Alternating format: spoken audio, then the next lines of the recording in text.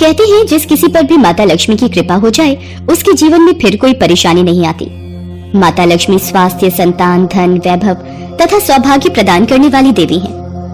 वो जब किसी मनुष्य पर अपनी कृपा दृष्टि डाल देती हैं, उस मनुष्य का जीवन सफल हो जाता है। ऐसी ही एक पौराणिक कथा के अनुसार माता लक्ष्मी ने नौकरानी बनकर एक माली के घर में बरकत की और उसके परिवार को खुशियों से भर दिया। एक बार की बात है, भगवान विष्णु का मन शेषनाग पर बैठे बैठे बहुत उदास हो रहा था। उन्हें धरती पर घूमने की इच्छा हुई और वो अपनी यात्रा की तैयारी में लग गए। स्वामी को तैयार होता देखकर लक्ष्मी माता ने भगवान विष्णु से पूछा, अरे स्वामी, आज सुबह सुबह तैयार होकर कहाँ जाने की तैयारी में हो? देवी लक्ष्मी, पता नहीं मन कुछ उदास है, इसलिए मैं धरती लोक पर भ्रमण करने जा रहा हूँ। हे देव, आप धरती पर भ्रमण के लिए जाएंगे तो आपके बिना मेरा मन भी नहीं लगेगा। क्या मैं भी आपके साथ धरती लोक पर भ्रमण के लिए चल सकती हूँ? ठीक है देवी लक्ष्मी, पर उसके लिए तुम्हें मेरी एक शर्त माननी होगी। तुम धरती पर पहुंचकर उत्तर दिशा की ओर नहीं देखोगी। ठीक है स्वामी, मैं धरती पर पहुंचकर उत्तर दिशा में नहीं देखूंगी। मुझे आपकी शर्त मंजूर है। भगवान विष्णु की इस शर्त से माता लक्ष्मी सहमत हो गई और प्रातःकाल होते ही माता लक्ष्मी और भगवान विष्णु धरती पर पहुँचे। उसी समय सूर्य उदय हुआ था। रात बरसात होकर हटी थी। चारों ओर हरियाली ही हरियाली थी। धरती की सुंदरता को देखकर माता लक्ष्मी अत्यंत प्रसन्नचित हुई और भगवान विष्णु को दिया वचन भूल गई। माता लक्ष्मी धरती को देखती देखती कब उत्तर दिशा की ओर देखने लगी, उन्हें पता ही नहीं चला। धरती का वातावरण देखने में कितना मनमोहक है और वो फूलों से भरा खेत। ये तो कितने सुंदर फूलों से सजा हुआ है। मैं ये फूल यदि तोड़ लूं? उत्तर दिशा में माता लक्ष्मी को एक बहुत ही सुंदर फूलों का खेत नजर आया और उसी तरफ से खुशबू के साथ बहुत ही सुंदर सुंदर फूल खिले थे। ये एक फूलों भरा हुआ खेत था। माता लक्ष्मी बिना सोचे समझे उस खेत में चली गई और एक सुंदर सा फूल तोड़ कर ले आई। जब माता लक्ष्मी भगवान विष्णु के पास वापस आई तो भगवान विष्णु की आंखों में आंसू थे। ये देखिए स्वामी, कितना सुंदर फूल है। अरे स्वामी, आपकी आंखों में ये आंसू क्या हुआ स्वामी? क्या मुझसे कोई गलती हुई है? बताइए स्वामी।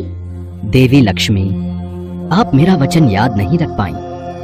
शर्त के अनुसार आपको उत्तर दिशा में नहीं देखना था और साथ ही साथ आपको ये भी सोचना था कि किसी की कोई भी वस्तु को कभी भी किसी से बिना पूछे नहीं लेना चाहिए। स्वामी, मुझसे भूल हो गई, मुझे क्षमा कर दीजिए।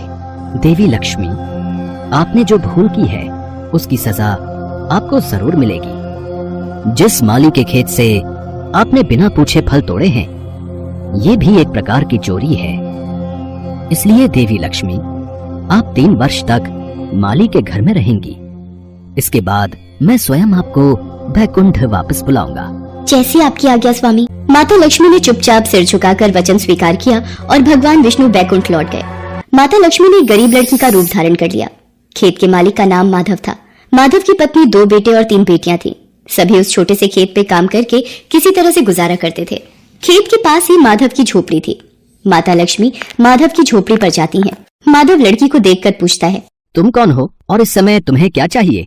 मैं तुम्हारी क्या मदद कर सकता हूँ? मेरा नाम लक्ष्मी है। मैं एक गरीब लड़की हूँ।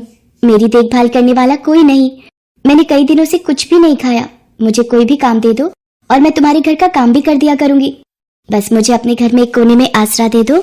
माधव बहुत ही अच्छे दिल का आदमी था। उसे लड़की पर दया आ गई। वो लड़की से बोला, देखो बिटिया, मैं तो बहुत ही गरीब माली हूँ।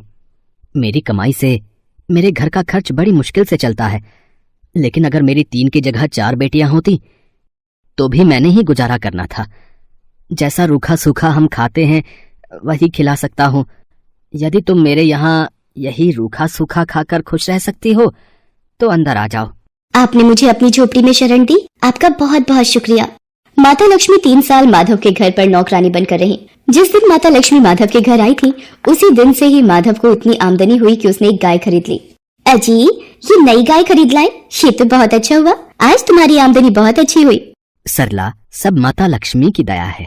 माधव, मैंने कोई चमत्कार नहीं किया। ये सब तुम्हारे दयालु स्वभाव का ही फल है जो आज तुम्हें प्राप्त हुआ है।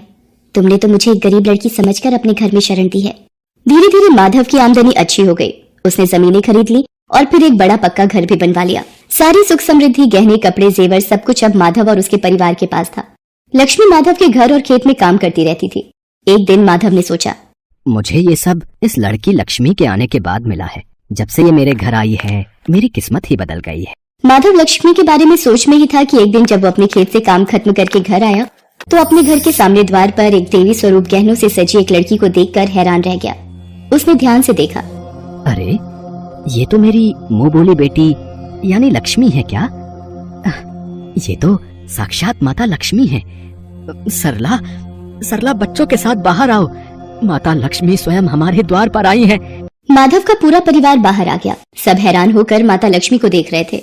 माता लक्ष्मी, हमें माफ करना, हमने अनजाने में आपसे अपने घर और खेत का काम करवाया।